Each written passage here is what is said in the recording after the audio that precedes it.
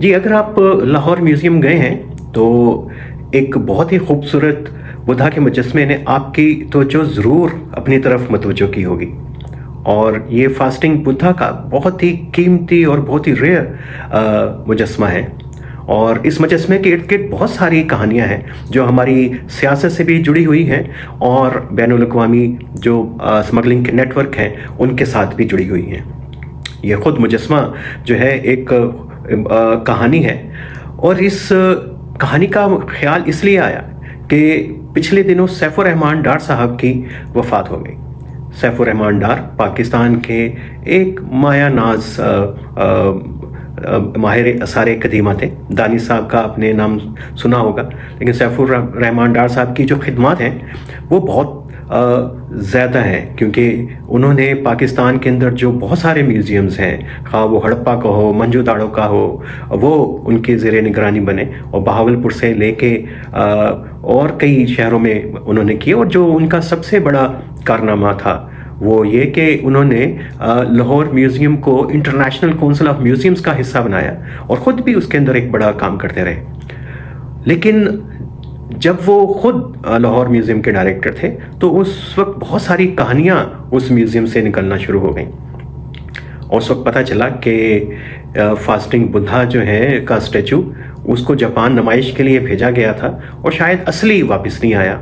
एक जब ये कहानी शुरू हुई 1997 1998 के इर्द गिर्द, तो ये वो दौर था जब पूरी दुनिया में आसार कदीमा के ऊपर बहस हो रही थी और ये इसका ताल्लुक काबुल म्यूज़ियम के साथ था और वो कैसे उजड़ा और पाकिस्तान के बहुत सारे नामवर लोगों का उसके नाम क्यों जुड़ा हुआ था। तो ये सब सामने आते रहे और इन्हीं दिनों में ये भी खबरें आई कि बहुत सारे जो लाहौर म्यूज़ियम के जो मुजस्मे हैं वो शायद लंदन पहुंच गए हैं। और वो उन दिनों में नवाज शरीफ साहब की हुकूमत थी और एक और जो हमारे इस हुकूमत के वज़ीर थे वो उन्होंने दावा किया कि बहुत सारे मुजस्मे सिरे महल में हैं। सिरे महल से आपको यकीनन एक हवाला याद आ गया होगा बेनज़ीर भुट्टो शाही साहबा का और जरदारी साहब का। अब उसमें कितनी हकीकत है आज तक ये तो हमें मालूम नहीं हुआ तो उन मुजस्मों का।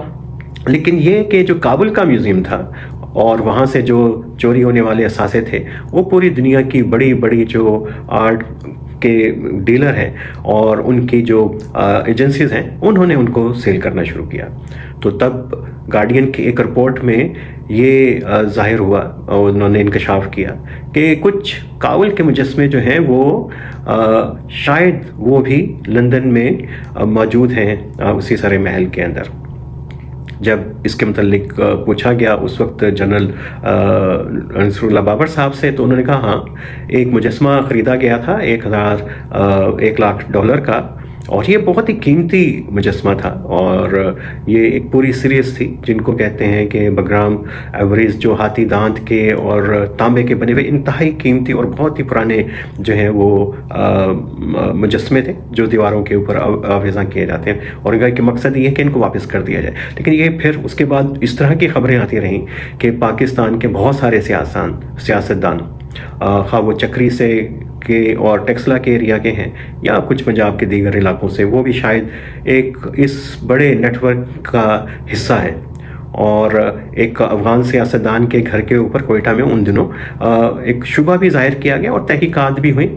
गिलानी साहब के गिलानी नाम के एक अफ़गान रहनुमा थे और वो शायद अभी भी हयात हैं। तो उनके घर से इंतहाई कीमती मुजस्मे बरामद हुए थे। जी, अब हम आते हैं वापस लाहौर म्यूज़ियम और सैफुर रहमान डार साहब की तरफ। ज़ाहिर है कि डार साहब एक आलमी सतह के माहिर आसार कदीमा थे और पाकिस्तान की पहचान थे। और उनकी ज़िंदगी का सबसे बड़ा जो गम था जब रिटायर हुए 1998 में, तो उन दिनों मुझे मुलाकात का भी उनसे शर्फ हासिल हुआ। तो एक तो यही था कि उन्होंने फास्टिंग बुद्धा की बहुत ही حفاظت کی اور کوشش کی کہ لاہور کے جو میوزیم کے باقی بھی جو قیمتی جو آثار قدیمہ کے آرٹیفیکٹس ہیں ان کو محفوظ رکھا جائے. اس کے لیے ان کی بڑی بڑی کاوشیں رہیں. لیکن یہ عجیب و غریب دور تھا اور میوزیم جو ہے اور اس سے غائب ہونے والی چیزیں جو ہیں وہ جا رہی تھیں پولیٹیکل لیڈرز کے پاس. اور انہی دنوں لاہور کے ایک وفاقی وزیر صوبائی وزیر نے یہ بھی دعویٰ کیا, ان دنوں میاں صاحب کی ایک قرض اتار و ملک سنواروں کی مہم چل رہی تھی کہ جی ہمیں فاسٹنگ بدھا بیچنا پڑا تو ہم اس کو بھی بیچ دیں گے اور لاہور میوزیم کو سیل کر دیں گے اور اسے 5 بلین حاصل ہوں گے. تو ڈاٹ صاحب کے لیے یہ بہت ہی غیر معمولی بات تھی. اور پھر جب وہ سر محل والا قصہ ہوا کہ لاہور میوزیم سے بھی بہت ساری چیزیں گئی تو انہوں نے کوشش کی کہ ان چیزوں کو سے اوائڈ کیا جائے, کنٹروورسی سے اوائڈ کیا جائے. تو سب سے بڑا غم ان کا وہی تھا. ادروائز تو ان کی زندگی کی بہت قابل قدر خدمات ان کی رہی ہیں.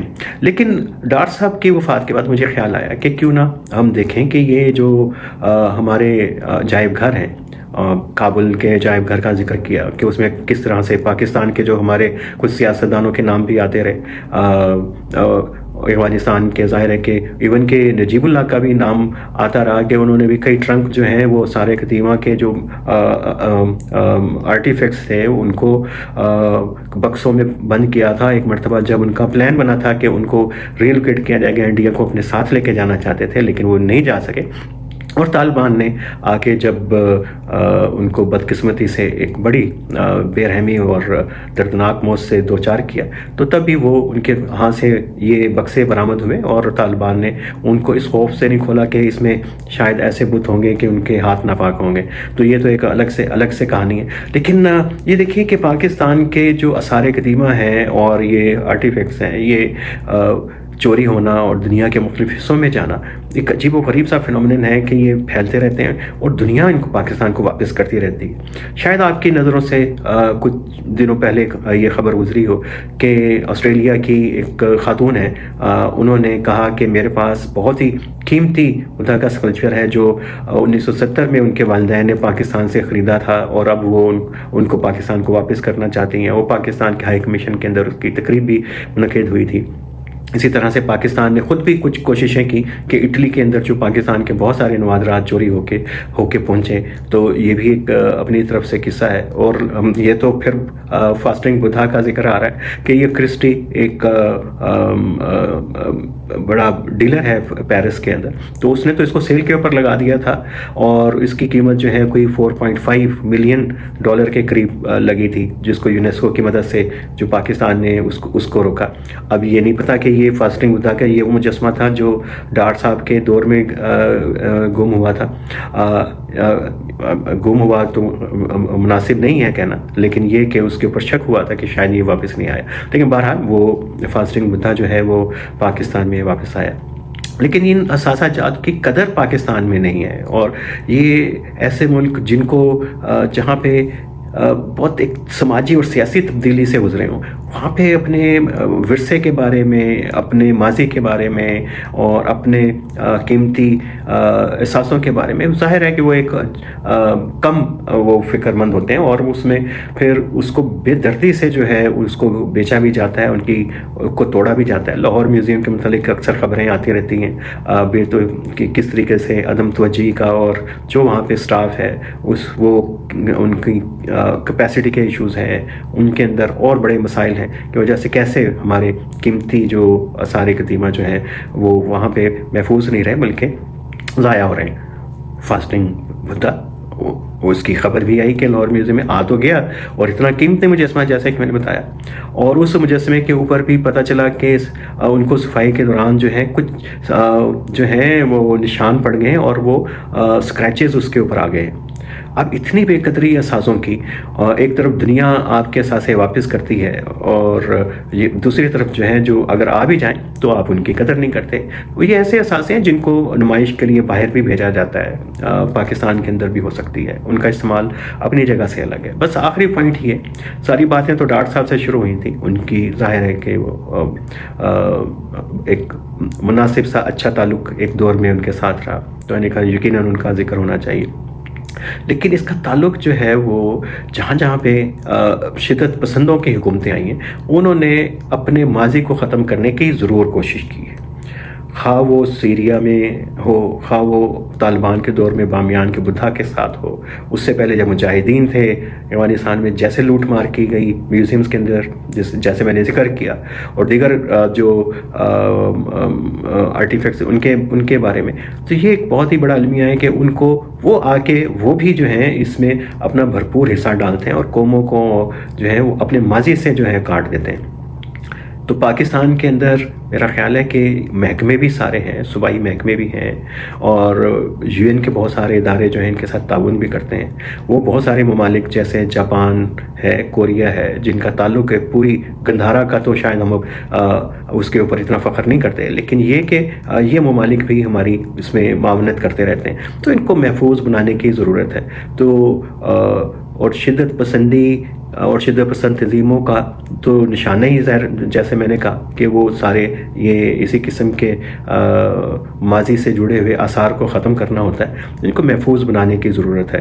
اور بس آخر میں ڈار صاحب کے لیے اب ہم تو دعائیں مغفرت ہی کر سکتے ہیں، اور نیریٹیوز ود عامرانہ آج کے لیے اتنا ہی، اور کل پھر آئیں گے ہم آپ کے پاس کسی اور کہانی، کسی نیریٹیو کے ساتھ۔